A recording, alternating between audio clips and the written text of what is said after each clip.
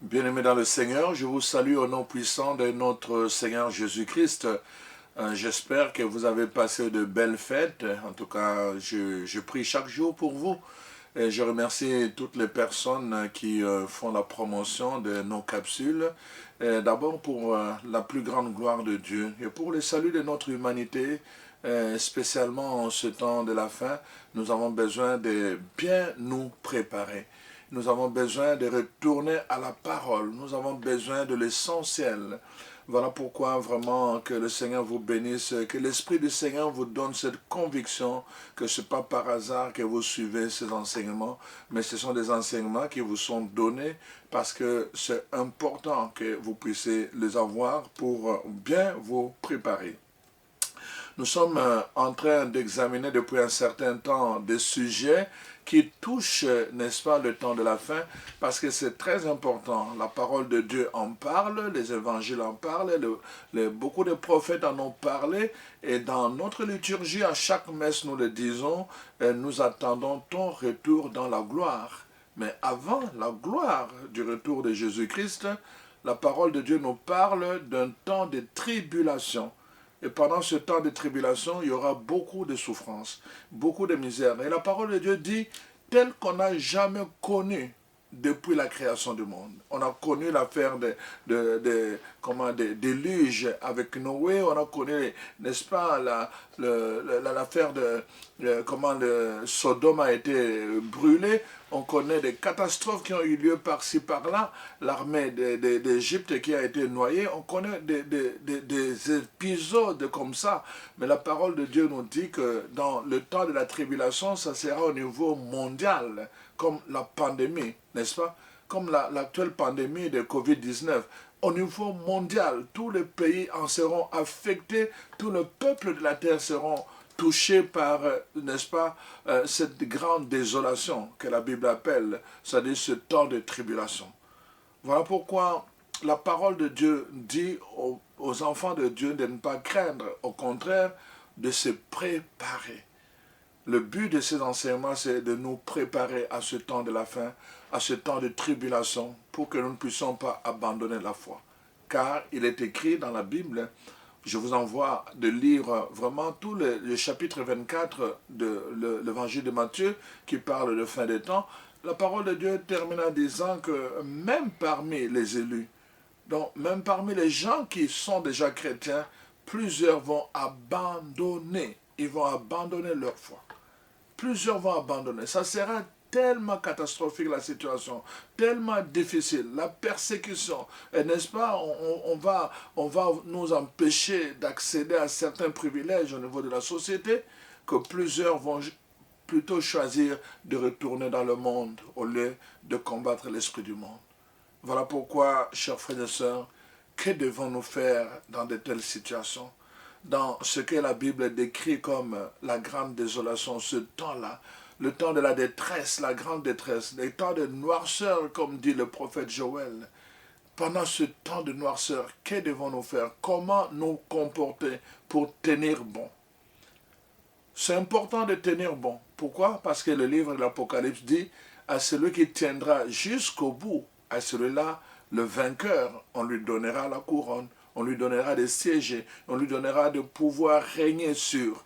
Donc, vraiment, tout ce qui est promis, n'est-ce pas, c'est pour ceux qui vont tenir jusqu'au bout. Ceux que la parole de Dieu qualifie de vainqueurs. On n'est pas vainqueur par hasard, on est vainqueur parce qu'on a combattu. On ne vient pas comme ça, tu n'as pas d'adversaire et puis on dit, ah, voilà le vainqueur. Non, tu dois avoir un adversaire, vous devez être sur le même ring et là, vous combattez jusqu'au bout le nombre de rings qu'on va compter et à la fin seulement, on va dire, entre les deux, voici le vainqueur et on lève la main et puis on te donne la ceinture. Dans la dimension spirituelle, comment, n'est-ce pas, vivre ce temps de la fin en demeurant fidèle jusqu'au bout, et être proclamé comme vainqueur. Voilà pourquoi je vous propose aujourd'hui de réfléchir sur ce que j'appelle les réseautages spirituels du temps de la fin. Le réseautage spirituel au temps de la fin, chers frères et sœurs, c'est une nécessité. Le réseautage spirituel au temps de la fin, c'est une nécessité pour les enfants de Dieu, pour ceux qui veulent bien se préparer. Nous avons besoin vraiment de créer ces réseautages spirituels. Nous connaissons tous le système, le monde est construit sur base des réseaux. Les réseaux existent. Les réseaux, d'après le dictionnaire, n'est-ce pas, c'est l'ensemble des lignes de communication, de voies ferroviaires, routières, téléphoniques, informatiques, qui desservent, n'est-ce pas, une région. On va parler donc de réseau. Le réseau, c'est aussi une répartition des éléments d'une activité en différents points reliés les uns aux autres. Ils sont éparpillés de points différents, mais ils sont reliés les uns les autres par un système. Ça peut être un son, ça peut être une énergie, ça peut être une puissance, ça peut être... Donc, nous sommes en train de voir ce qu'on appelle, ça peut être par le moyen de transport pour le réseau ferroviaire, par exemple, ou encore routier. Donc, on voit que le réseau existe déjà dans le monde naturel, tout fonctionne en termes de réseau, même au niveau aérien. Quand tu prends un avion, il y a un réseau, il y a tout le temps un réseau. Entre tel pays et tel pays, ils ont créé des réseaux pour favoriser, n'est-ce pas, leur commerce. Et c'est comme ça que plusieurs pays, n'est-ce pas, survivent par rapport à toutes les difficultés économiques qui pouvaient être encore plus graves que ce que nous connaissons déjà. Donc, dans le monde, il y a déjà ce système de réseautage, cette constitution d'un réseau de relations professionnelles efficaces. Professionnelles efficaces. Donc, un système de relations professionnelles efficaces. Et c'est de là que me vient l'idée de réseautage spirituel. Nous avons besoin, n'est-ce pas, de créer un réseau de relations, n'est-ce pas, professionnelles efficaces, mais en matière spirituelle, en matière de prière, pour se préparer au temps de la fin. Je suivais quelques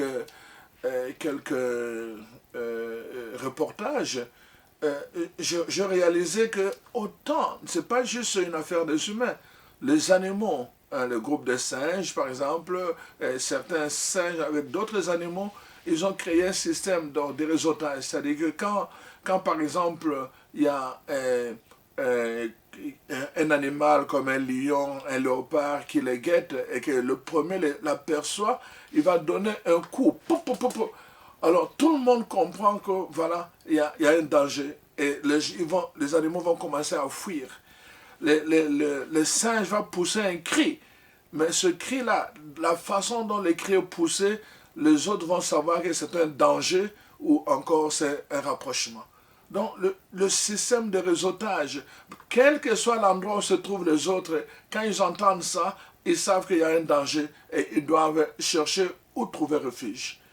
Donc on voit dans les eaux, c'est la même chose.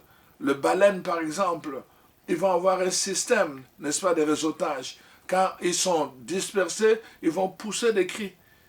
Mais la façon dont ils poussent les cris sous l'eau, dont chacun perçoit, n'est-ce pas, la résonance, et il comprend qu'il y a un prédateur, ou bien, donc, c'est sécure. Et ils avancent comme ça avec un système de réseautage pour se protéger, mais aussi pour se donner la bonne direction et que les gens trouvent le bon refuge au bon moment parce qu'il y a quelqu'un, il y a un danger qui les guette. Donc le système de réseautage existe, c'est dans la nature de l'être vivant. Autant dans l'eau, le poisson, autant dans la forêt, les animaux, autant dans l'organisation sociale pour les humains, il y a ce système qu'on appelle le réseautage. Donc, pour les chrétiens qui veulent vraiment affronter le temps de la fin, chers frères et sœurs, je pense que c'est très important que vous puissiez comprendre cela. Les gens sont dispersés à différents points, mais ils sont reliés par quelque chose de très puissant, de très efficace, n'est-ce pas? Et cette chose-là, c'est cette dimension spirituelle dont je voulais parler dans le réseautage spirituel.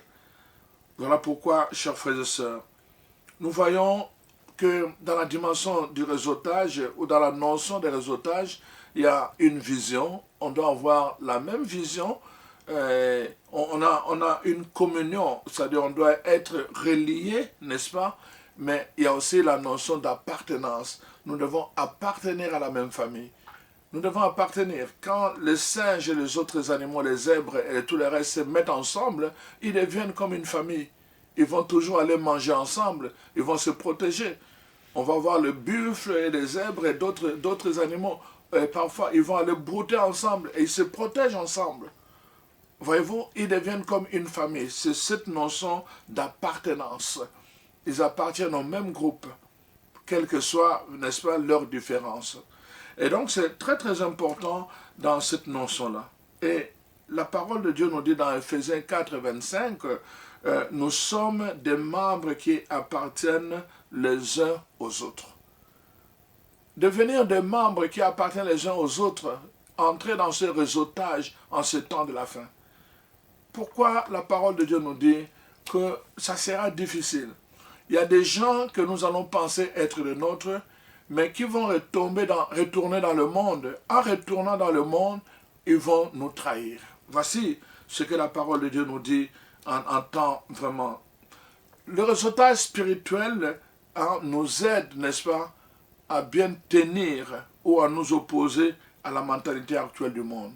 Et que nous allons voir que cette mentalité qui va s'accentuer de plus en plus, et surtout lors du temps de la grande désolation.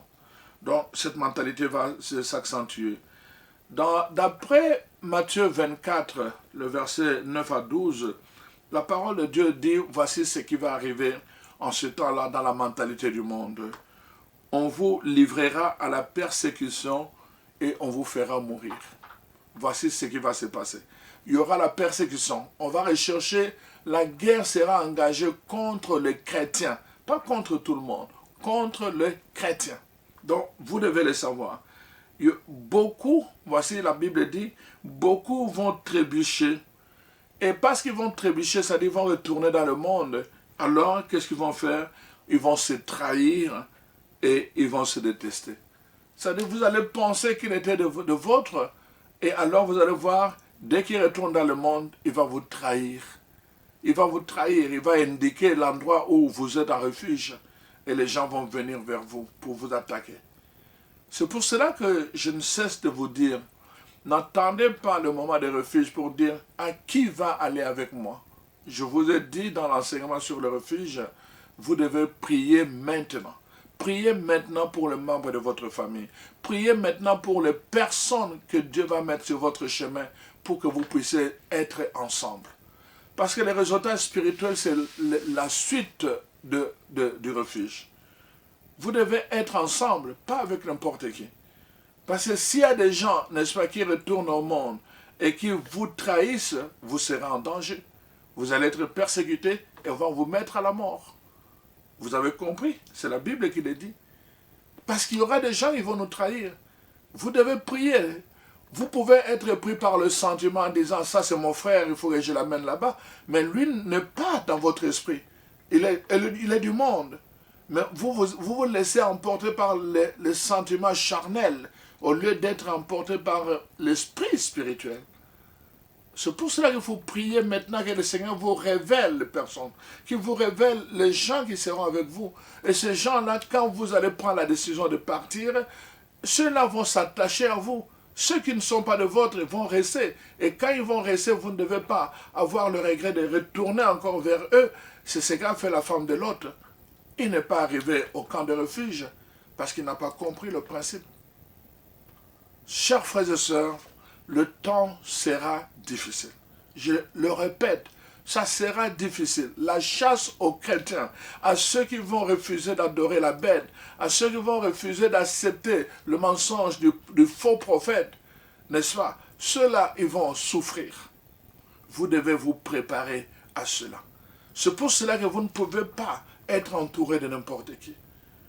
Nous avons besoin d'être entourés par des gens, n'est-ce pas, qui sont dans le même esprit que nous, qui partagent la même vision que nous, qui peuvent demeurer en communion avec nous et qui vont faire partie de notre famille, c'est-à-dire de notre appartenance, la nouvelle famille spirituelle, selon les valeurs que nous allons imposer. C'est très important, chers frères et sœurs.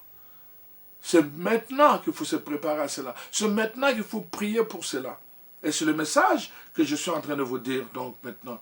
Nous voyons bien donc, c'est pour cela, quand nous voyons donc la mentalité de ce monde, n'est-ce pas, auquel nous devons nous opposer, alors nous comprenons pourquoi l'apôtre Paul exhorte les chrétiens, n'est-ce pas, à fuir l'esprit qui opère maintenant dans le fils de la désobéissance.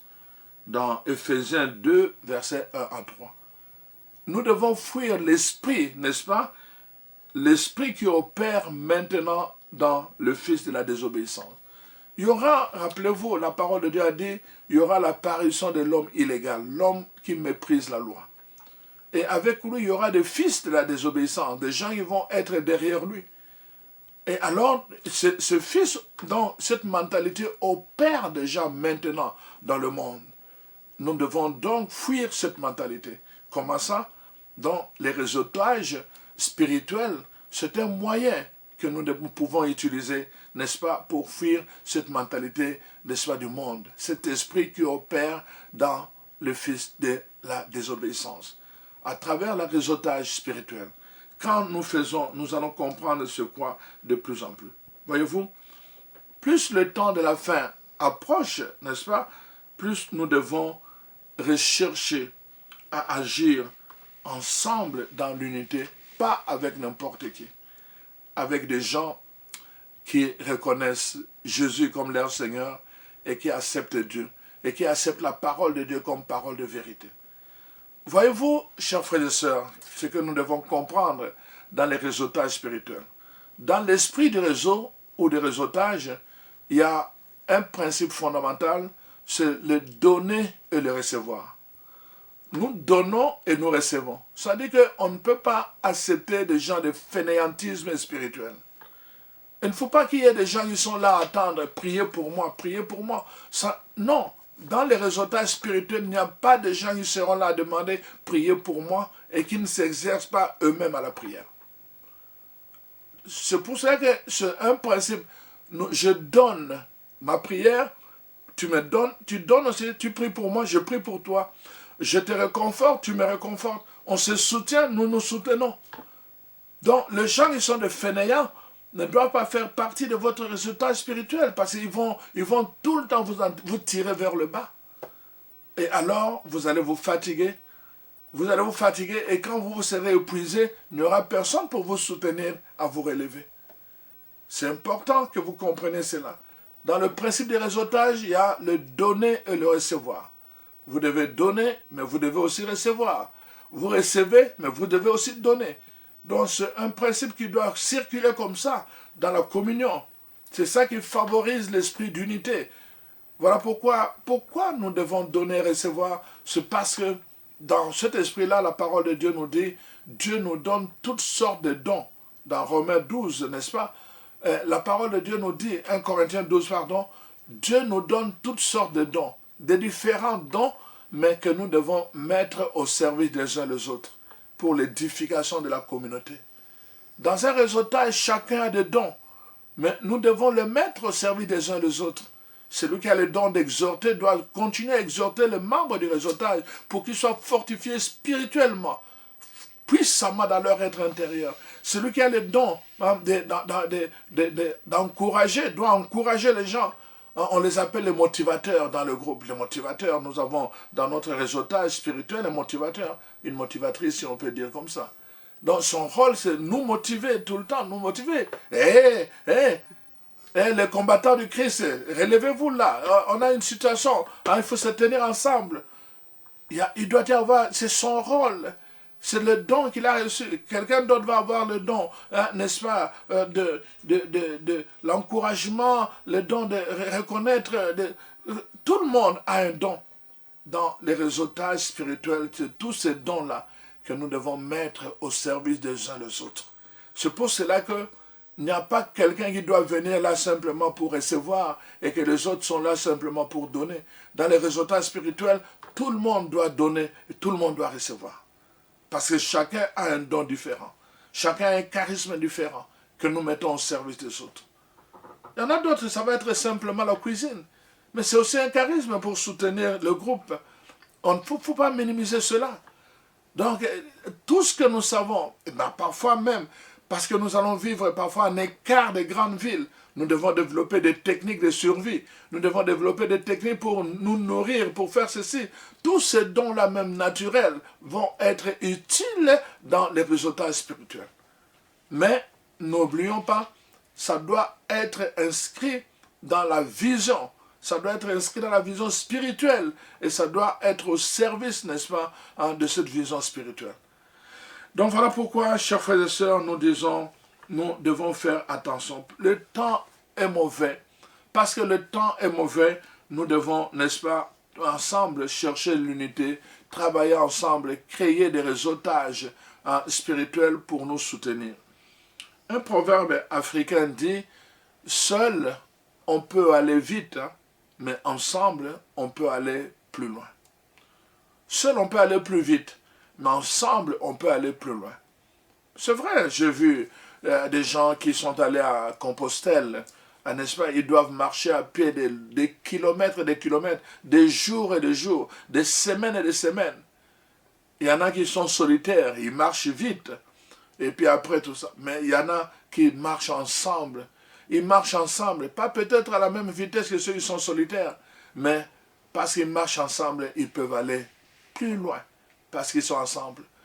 Parfois, il y a quelqu'un qui est en train de raconter des histoires, et en racontant des histoires, les gens ne se rendent même pas compte qu'ils sont en train de marcher. Et ça, n'est-ce pas, ça baisse un peu la tension, et ça met beaucoup de paix dans le cœur de ceux qui doivent marcher. Alors donc, on ne peut pas travailler en ce temps de la fin, on ne peut pas être seul. Seul, on peut se décourager. Les choses seront tellement difficiles. Tu peux bien commencer avec la prière, mais si tu es seul, tu peux bien commencer, tu es isolé, tu peux bien commencer quand tu vas commencer à entendre des choses, quand tu vas commencer à entendre des hurlements, des pleurs et de tout le reste, et tu ne sais même pas qu'est-ce qui se passe avec ta famille, tu peux être découragé, tomber dans une crise et même te révolter et abandonner la prière. Mais quand vous êtes ensemble, il y aura tout le temps quelqu'un qui va apporter une parole de Dieu qui va être la source du réconfort. Voilà pourquoi je vous exhorte, chers frères et sœurs, à développer dès à présent, n'est-ce pas, les réseautages spirituels. L'objectif du réseautage spirituel au temps de la fin est de nous permettre de tenir bon jusqu'à la fin, grâce au soutien des uns des autres. À tenir bon jusqu'à la fin. L'ennemi va essayer. Rappelez-vous, avec la parole de Dieu dit dans l'évangile de Luc, le chapitre 3, la tentation de Jésus, la parole de Dieu dit, et après avoir épuisé toutes sortes de tentations, il s'éloigna. Après avoir épuisé toutes sortes de tentations. Donc, il en avait tellement dans son sac. Il essaye ceci, il essaye cela, il essaye cela. Après avoir épuisé toutes sortes de tentations, il a relâché Jésus. Donc, l'ennemi va essayer plusieurs sortes de persécutions. Il va essayer avec ceci, s'il voit qu'on ne mord pas, il va essayer autre chose. S'il voit qu'on n'abandonne pas Dieu, il va encore essayer quelque chose de plus grand encore, de plus fort, de plus puissant, de plus douloureux encore, jusqu'à ce que plusieurs vont abandonner leur foi. C'est ça le plan de l'ennemi. Et c'est ça que la parole de Dieu nous dit. Voilà pourquoi, chers frères et sœurs, c'est important que nous comprenions que le but du réseautage spirituel au temps de la fin, c'est de nous permettre de tenir bon ensemble. Ensemble. Alors, celui qui s'affaiblit, il reçoit la force de ceux qui sont forts. C'est ça que la parole de Dieu dit. Que ceux qui sont forts viennent en aide à ceux qui sont faibles. Mais c'est ça aussi dans le réseautage spirituel qui va se passer. Ceux qui sont forts vont venir en aide de ceux qui sont faibles. Nous voyons dans la Bible plusieurs exemples. Ensemble. Les Israélites, dans le livre d'Exode, quand ils ont quitté, n'est-ce pas, par la main puissante de Dieu Tout-Puissant, n'est-ce pas, quand ils ont quitté l'Égypte, après les 10 plaies d'Égypte, Moïse les a fait sortir de l'Égypte. On voit un peuple qui marche dans le désert ensemble, de vieillards, de jeunes, des enfants. Ils sont ensemble, ils sont en train de marcher. Et à certains moments, ils entendent des chants. D'ailleurs, rappelez-vous, même les soldats à Babylone vont leur demander, entonnez-nous vos chants là que nous entendions. Et ils vont dire, comment pouvons-nous entonner des chants alors que nous sommes en captivité? Donc, ils vont marcher ensemble et la main puissante de Dieu va les accompagner jusqu'à leur destination. Le même esprit. Et il y avait tout le temps le prêtre, il y avait Moïse, il y avait le prêtre. Chacun avait un rôle différent pour exhorter le peuple de Dieu afin qu'ils demeurent avec le même esprit, qu'ils aient le même cœur et qu'ils aient la même vision. Et cette vision que portait, n'est-ce pas, Moïse en tant que peuple de Dieu. Alors, donc, et c'est comme ça qu'ils ont été sauvés. Donc, c'est important de manifester cet esprit d'unité parce que c'est très très important. Dans 2 Chroniques, le chapitre 20, à partir du verset 3 jusqu'au verset 27, je vous laisse le temps d'aller lire cela à l'époque de ce roi-là. Donc, voilà que, n'est-ce pas, face à l'attaque d'un ennemi redoutable, c'est-à-dire cet ennemi redoutable, c'est l'ensemble de plusieurs groupes qui sont venus un peu de partout pour envahir le peuple de Dieu. Alors voilà, la parole de Dieu nous dit, n'est-ce pas, que les enfants de Dieu, les serviteurs de Dieu, ne se sont pas mis à la dispersion. Chacun n'est pas allé dans son coin là et commence à prier. Non, ils se sont mis ensemble. Les parents, les enfants, les petits-enfants, ils étaient là ensemble avec leurs femmes. Ils étaient là ensemble en train de prier. Ils étaient ensemble, un même esprit, un même cœur, dans la même vision. Et le Seigneur, n'est-ce pas, a agi pour les libérer, n'est-ce pas, de ce danger-là. Nous voyons dans le Nouveau Testament, dans les Actes des Apôtres, le chapitre 4, le verset 23 au verset 24. Nous voyons d'abord dans ce qui a précédé les apôtres, ceux qui ont été nouvellement convertis, n'est-ce pas, ont commencé à développer l'unité. Ils étaient ensemble, assidus, n'est-ce pas, à la prière des apôtres, à se laisser réconforter par le message de la parole de Dieu. Ils étaient là, assidus, n'est-ce pas, à la prédication des apôtres, et ils mettaient les choses ensemble. Mais alors la Bible dit, il y a eu un moment de la persécution. La persécution est venue, et qui était visé par cette persécution? C'était les chrétiens. Lors de cette grande persécution, n'est-ce pas, ces chrétiens qui étaient nouvellement convertis ont développé l'esprit, n'est-ce pas, d'unité. L'esprit d'unité. Et pendant ce temps de la persécution, cette unité leur a permis de tenir bon ensemble en comptant les uns sur les autres. Voyez-vous, chers frères et sœurs, c'est vraiment une grâce d'avoir, n'est-ce pas, d'être ensemble, d'avoir ce réseautage. Je vous encourage vraiment à vivre ce réseautage. Ce n'est pas n'importe qui que nous devons avoir dans les réseautages. Nous voyons que tous les exemples dans la Bible nous sont donnés. Comme dit la Bible, tout cela a été mis par écrit pour nous servir d'exemple, pour que nous sachions comment nous comporter, n'est-ce pas, au temps de la grande tribulation. Joël 2, verset 1 à 2 décrit cette période comme un jour de ténèbres, un jour d'obscurité, un jour de grande détresse. C'est donc une nécessité, parce qu'il y aura des ténèbres, il y aura l'obscurité, c'est une nécessité de créer des réseaux spirituels pour tenir bon. Pour tenir bon. Voyez-vous, dans l'ancien temps, il y avait l'armée romaine a utilisé une technique en fait qu'il a repérée à partir de poissons, de reptiles. Vous voyez les écailles de poissons, hein, ils sont toujours les uns sur les autres, les uns sur les autres.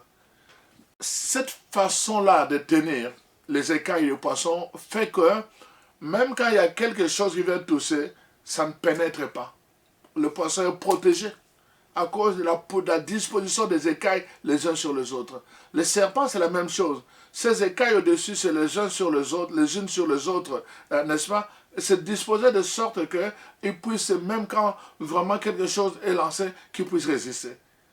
Alors, il va glisser, il va parfois glisser sur les épines, mais parce que ces écailles sont bien disposées les unes sur les autres, alors il n'est pas atteint par les épines. Alors, l'armée romaine avait utilisé la même technique. Quand ils étaient attaqués, tous les soldats disposaient leurs boucliers, comme ça, les uns à côté des autres, à côté des autres. Quand les ennemis lançaient des flèches enflammées, alors, le bouclier servait de barrière. Ça ne pouvait pas permettre, n'est-ce pas, au danger de venir les atteindre. Et c'est la même chose, je pense, quand nous sommes ensemble dans un dosage spirituel, c'est cela. Nous nous tenons ensemble, nous nous protégeons. L'ennemi peut venir, peut envoyer des assaut pour nous attaquer, mais ça ne va pas nous atteindre parce que nous faisons un corps, parce que nous sommes ensemble, n'est-ce pas, pour protéger. Il ne s'agit pas simplement de se mettre ensemble. Le plus important, c'est la prière. Nous nous mettons ensemble pour prier. Nous nous mettons ensemble pour, n'est-ce pas, nous consolider. Nous nous mettons ensemble, nous allons prier ensemble pour bien traverser, n'est-ce pas, cette période de détresse. Voilà l'objectif final du réseautage, c'est d'avoir un égal souci les uns des autres, d'avoir une tendre affection les uns pour les autres, de se consoler les uns les autres, de se réconforter mutuellement, de s'encourager les uns les autres, de rester proches les uns des autres et de s'inciter ou de nous inciter à l'amour et aux belles œuvres, selon la parole de Dieu. Donc, dans cette prière, n'est-ce pas, nous allons avoir le souci les uns des autres. Ça va être un souci. Nous allons nous rappeler que nous ne sommes pas seuls. Je dois prier maintenant pour tel, tel, tel. Moi, chaque jour, comme je l'ai dit, je prie d'abord pour mon groupe d'intercession. Chaque jour, je le nomme, parce que ce sont les gens avec qui je vais me retrouver dans ce temps-là. Et ensuite, je commence à prier pour des personnes, les membres de ma famille. Je commence à prier pour toutes ces personnes que le Seigneur a mis sur mon chemin à travers lequel j'ai découvert un esprit spirituel. Je commence à prier. Je vais prier pour, et à la fin, je prie pour tous les abonnés, n'est-ce pas, aux capsules 30. Parce que je veux vraiment que le Seigneur puisse nous préserver du mal. Mais d'abord parce que nous, ici sur la terre, nous coopérons en nous mettant ensemble dans un réseau spirituel. Et le ciel alors va agir, n'est-ce pas? Le ciel et la terre vont se retrouver ensemble, vont se tenir, parce que dans le ciel, Dieu libère ses anges, et sur la terre, nous nous tenons ensemble, dans le même esprit, avec la même vision, n'est-ce pas? Et en faisant la même expérience de la prière qui nous rassemble comme des frères et des sœurs. Nous devenons une famille. Voilà, chers frères et sœurs, la parole de Dieu, je termine avec cette parole dans le livre des Hébreux. Dans le livre des Hébreux, la parole de Dieu dit ceci, Hébreux 10, versets 24 à 25. L'écriture est 24 à 25. Veillons les uns sur les autres pour nous inciter à l'amour et à de belles œuvres. N'abandonnons pas notre assemblée comme certains en ont l'habitude, mais encourageons-nous, n'est-ce pas? Encourageons-nous mutuellement. Faites cela d'autant plus que vous voyez s'approcher le jour. Faites cela d'autant plus que vous voyez s'approcher le jour. Voyez la recommandation de la parole de Dieu. Parce que le jour s'approche, commencez à développer des réseaux spirituels. Ne restez pas là seul. Ne restez pas là simplement des mendiants spirituels. Non, faites votre part. Commencez à vous entraîner aux jeûnes spirituels. Commencez à vous entraîner, n'est-ce pas, à des nuits spirituelles. Commencez à vous entraîner à des déclarations spirituelles. Commencez à vous entraîner, n'est-ce pas, à l'intercession, à la prière de supplication, à la prière de déclaration. Commencez à vous entraîner dès après. Vous en aurez besoin de ces prières-là. La prière de supplication, la prière d'intercession, la prière de déclaration, vous en aurez besoin dans le temps de tribulation. Voilà pourquoi nous avons besoin. Quand j'entends quelqu'un prier, parfois sa prière m'aide simplement moi aussi à apprendre à prier. Dans les réseautages, il y a aussi cela. Nous apprenons des autres. Nous apprenons aussi des autres. Parce que c'est très important, je vous ai dit, on ne favorise pas comment je vais dire, le fainéantisme spirituel.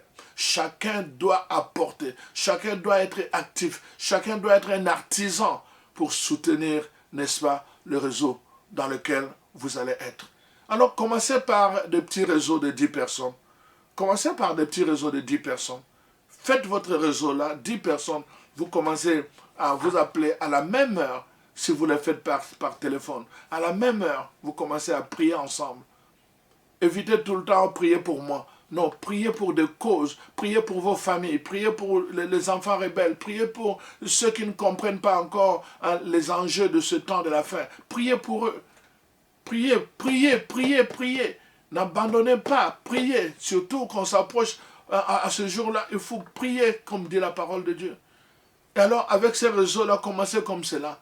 Quand vous allez vous familiariser, parfois vous allez voir que vous n'avez même pas besoin de savoir, il y a une intuition, il vous arrive, il y a tel qui n'est pas bien. Et vous allez dire, je vais demander, je vais téléphoner à tel, je ne sais pas pourquoi, son nom me vient dans le cœur. Et vous allez voir, vous allez développer une intuition plus grande encore qui va vous permettre, n'est-ce pas, de tenir bon pendant ce temps de noirceur, ce temps de détresse. Nous avons besoin d'être ensemble, de commencer à développer des réseautages. Et vraiment, moi, je considère aussi que Capsule 30, c'est un réseau spirituel pour nous. C'est un réseau spirituel parce que nous recevons l'enseignement. Nous en avons besoin. C'est pour cela que je vous dis tout le temps que vous avez une responsabilité. Nous devons impacter. Plus nous gagnons le monde avec plus de personnes qui sont bien préparées, moins nous allons être en danger. Moins nous allons être en danger. Plus vous gagnez le monde autour de vous, les gens que vous connaissez, moins vous serez en danger. Mais si vous ne les entraînez pas à entrer dans les enseignements que nous donnons, et ils ne connaissent pas les enjeux de la fin des temps, qu'est-ce qui va arriver? Ils pourront, eux, abandonner la foi, se retrouver dans le monde et devenir des traîtres pour vous. Ça va être ces gens-là qui vont vous trahir. Voilà pourquoi priez maintenant que le Seigneur vous révèle les personnes à qui vous devez mettre en lien, n'est-ce pas? Que vous devez mettre en lien avec les capsules 30. Parce que cet enseignement est donné aussi pour nous préparer. Alors voilà, chers frères et sœurs, ce que je voulais vous présenter aujourd'hui. Vraiment vous encourager à développer des réseautages spirituels. Pour vous encourager, pour partager des expériences ensemble, pour prier ensemble, pour vous exercer, vous fortifier, vous encourager, n'est-ce pas, comme je le dis, vous consoler, mais aussi pour partager la parole et la prière les uns avec les autres. Je vous encourage, le groupe des 30, le groupe des 10 d'abord, et progressivement un autre groupe de 10, et puis progressivement un autre groupe de 10, et puis après vous faites un réseautage exactement comme les principautés, comme les dominations le font avec une province. Ils dominent toute une province. Quand il y a beaucoup de réseaux spirituels dans le Québec, ils peuvent devenir un réseau puissant à travers la province du Québec. Quand il y a des réseaux spirituels, n'est-ce pas, dans telle région de la Belgique, ils vont devenir puissants. Tous les réseaux vont se mettre ensemble et devenir un grand réseau spirituel. Quand il y a des réseaux spirituels au Burundi, à Kinshasa, ou encore, n'est-ce pas, au Togo, ça va devenir progressivement, ces réseaux spirituels vont se relier entre eux, et alors ça va devenir une grande puissance. Chaque flamme qui s'unit à une autre flamme augmente l'ampleur du feu. Voilà pourquoi, chers frères et sœurs, nous avons besoin d'envahir notre planète avant le temps de la tribulation. Envahissons la planète avec des réseaux spirituels. Mais Dieu compte sur vous. Dieu compte sur nous. Alors n'abandonnons pas. Allons de l'avant en ce temps. Mettons-nous en marche. Créons notre réseau. Que le Seigneur vraiment vous visite. Que le Seigneur vous localise. Et que le Seigneur bénisse votre effort. Surtout votre détermination à ne pas vouloir être sauvé seul, mais à vouloir être sauvé avec d'autres personnes. Parce que c'est le désir de Dieu. Dieu veut que tout le peuple parvienne, n'est-ce pas, à la connaissance de la vérité et au salut. Alors donc, nous devons contribuer à cela aussi. Faire parvenir les gens autour de nous à la connaissance de la vérité et qu'ils puissent faire le choix d'être sauvés ensemble. Alors donc, que le Seigneur vous bénisse. Tous ceux qui vont se mettre en réseau, vraiment que l'Esprit du Seigneur vous dirige, qui vous illumine et qui vous indique les bonnes personnes avec lesquelles vous devez vous associer pour cette cause, pour ce combat de la fin. Soyez bénis dans le nom de Jésus. Amen.